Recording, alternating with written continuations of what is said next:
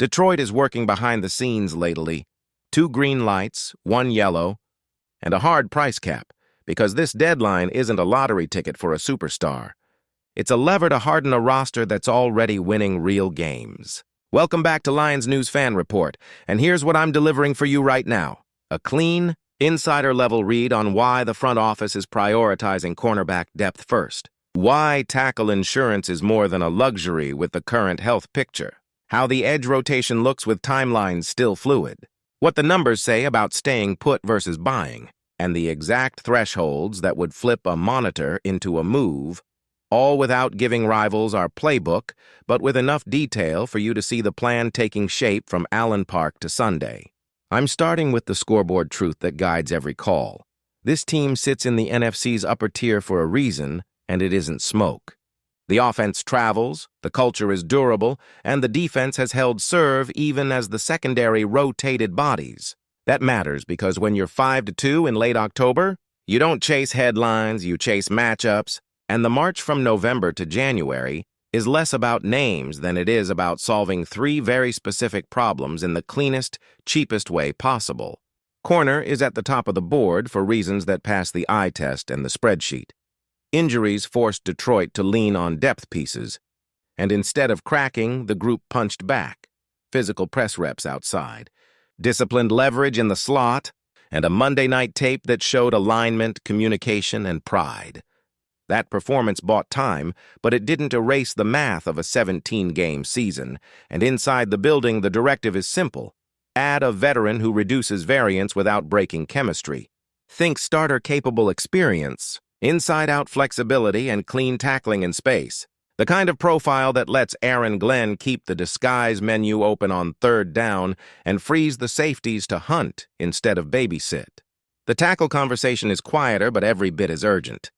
When your left tackle is managing a shoulder and your primary backup hits injured reserve, depth stops being a talking point and becomes a contingency plan you either have or don't.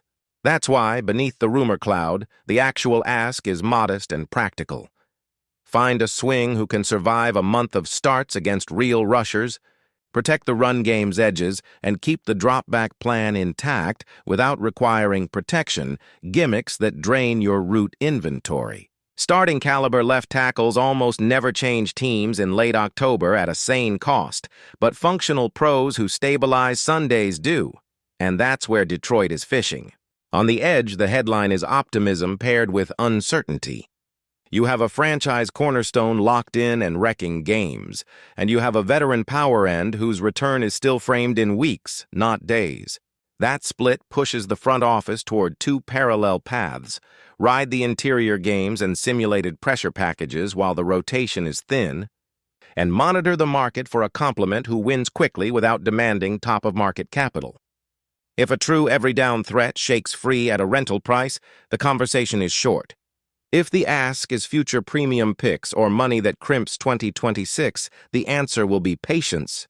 Because the extension work this week told you everything about how this team plans windows. Spread the guarantees across the core.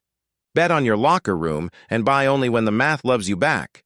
Here's how those 3 levers play on the field the second a deal lands. At corner, a veteran who trusts his technique lets Aaron Glenn keep pattern match calls in on late downs instead of defaulting to static zones. It also restores the freedom to spin the safeties after the snap, which has been a quiet superpower in the red zone. At tackle, a competent swing means you keep your identity, under center and gun runs with angles. Play action that moves the launch point, and a 3rd down menu that doesn't trap you in quick game. Because a healthy protection plan is an offensive coordinator's courage. On the edge, one more sturdy closer on the opposite side turns end-of-game 4-man rushes into finishers rather than survival downs, which matters when January whistles get tight and blitzes get punished. I know you want the budget talk, so I'll put it clean and quick.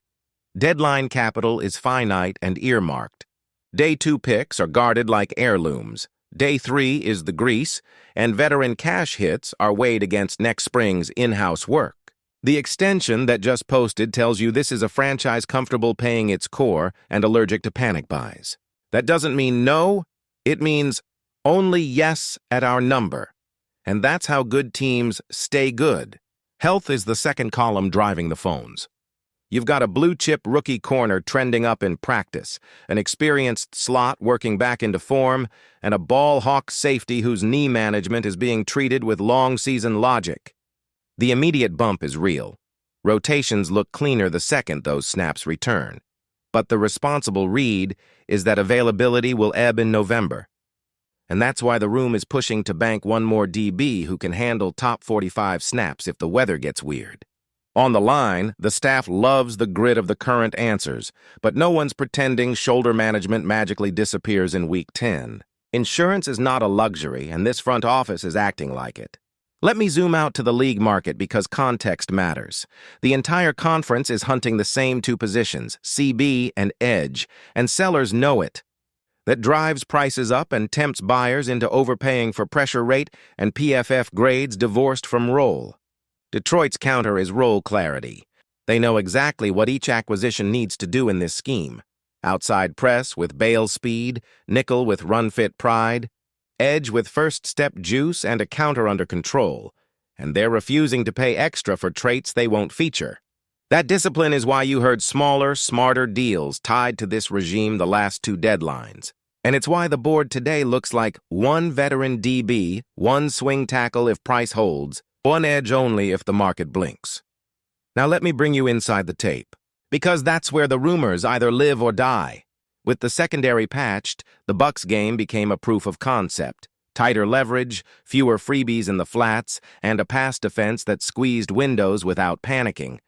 That tape gave the front office permission to lean selective rather than frantic.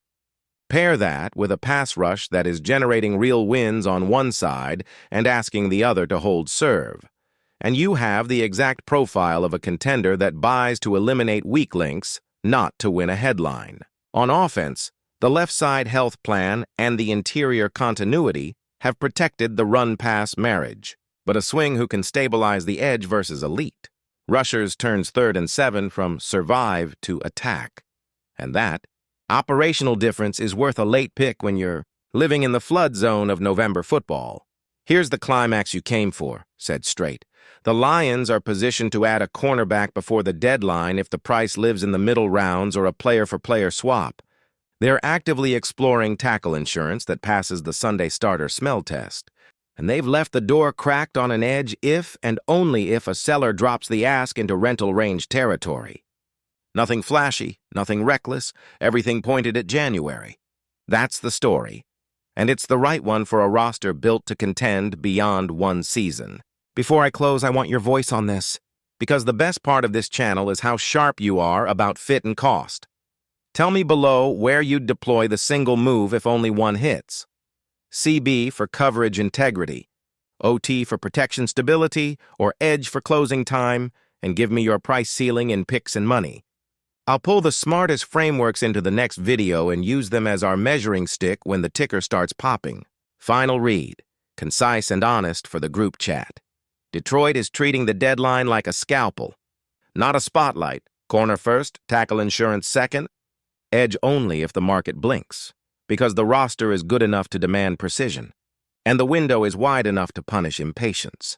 Subscribe to Lions News Fan Report, turn on notifications for instant updates when a deal breaks, and share this with the fan in your circle who wants grown-up football talk without the noise.